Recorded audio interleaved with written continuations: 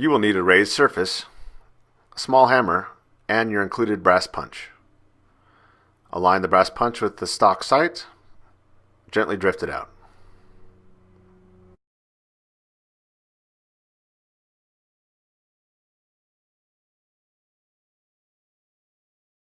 Insert the dovetail of the new rear sight laser into the dovetail of the slide. Use the brass punch and hammer and gently drift it into the slide, centering the laser on the slide.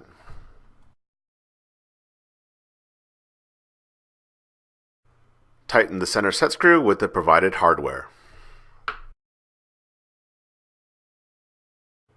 Activation is here. Press and hold for 5 seconds to change the laser to pulse mode. When sighting in, adjust the elevation first.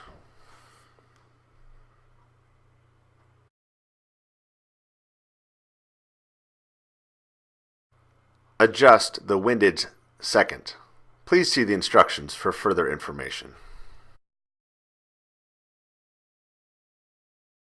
Unscrew the battery cap to replace the batteries if needed.